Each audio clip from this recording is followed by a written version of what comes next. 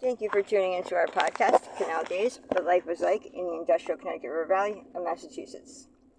I'm your host, Carrie, and joining us today is Holyoke's very own local historian and creator of the historical tours of Greater Holyoke, Robert Como, of historical sites throughout communities in the state of Massachusetts. Currently, the communities he has chosen to focus on this year are Holyoke, Chicopee, South Hadley, and East Hampton, and also Granby and Amherst as well. His tours spotlight the local canals, reservoirs, cemeteries, and churches, as well as various parks, streets, and selected historical houses within each community. In today's episode, we'll be discussing the Pine Hill Cemetery, located in Westfield, Massachusetts. So, what type of cemetery is the Pine Hill? Alright, it's a garden-style cemetery, or also known as a rural-style cemetery, and thus it's made in a beautiful look of a garden with winding paths along it. And if you go there, you'll notice it looks similar to other garden cemeteries, except it has a very large uphill area. And so this is a garden cemetery that's put into the side of a hill, and that makes it have a unique look to it. So today we're going to talk about this Pine Hill Cemetery in terms of what it looks like, what the largest gravestone is, and then who are a few people, including Joseph Ely, and then what the future might hold for such a cemetery. Now you can imagine what maintenance is like in this cemetery. It's on this hill and it has winding paths, so to take care of it, you're going to go all over the place with lawn mowers and cutters. And of course they do a great job though, and it's maintained itself as a beautiful building, a beautiful cemetery look. And it goes mostly on the front, but also along the side and the very back.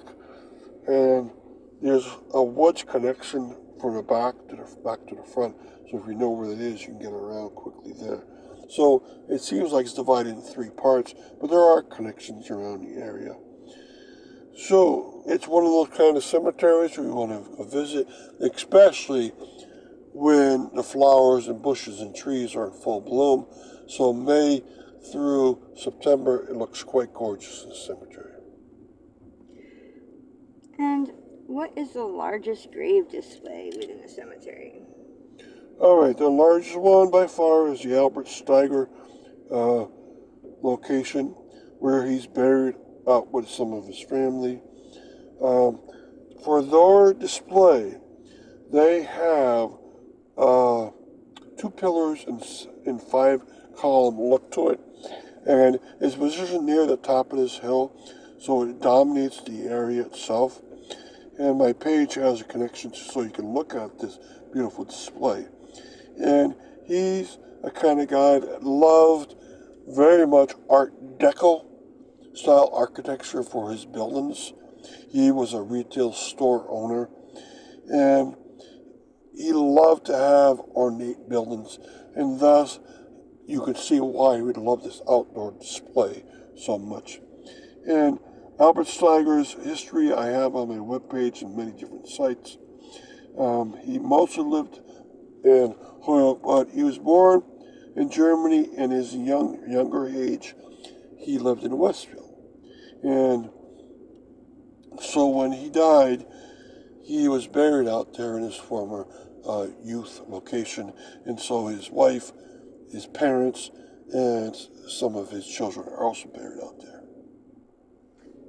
And really quick, before we continue with the rest of our interview, just to fill our listeners in, if you want to sign up for any of his various tours or find out more information, you can check out his website at holyokecanaltour.org.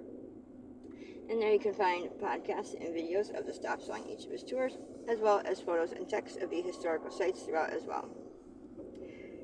And for other inquiries or to book a private tour, you can email him directly at bobcat4214, And his tours are perfect for fun educational outdoor activities for families and group parties. So getting back to our interview, who is Joseph Ely? Alright, so this person here also has a big gravestone, And who he was? Well, he was a person born, raised, and died in Westfield, but he was the governor of Massachusetts. He graduated from Williams College and Harvard Law School, and then he became a lawyer. But then he started getting active in state politics, and he ran for governor and won. All right, and this, of course, was a very hard thing because he was during the time of the Great Depression, and so it was very difficult.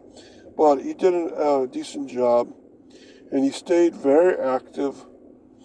He actually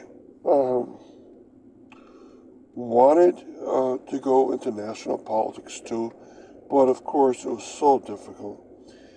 And he's very important for the history of Westfield because imagine having a governor from your location.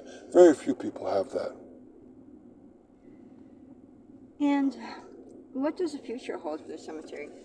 Now, that's a good question for a garden-style cemetery on a hill. The maintenance is so hard, and it's starting to look like most of the cemetery might be filling up. So, will they buy new tracts of land around this area, across the street, or other parts of Westfield? Who knows? But every time I go there, the maintenance is kept up to a very high level, and that's great.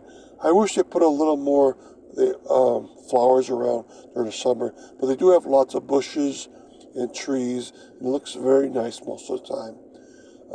So I hope the future will include even better landscaping during the summer months, and maybe even expanded so this cemetery will not become one that is no more space left.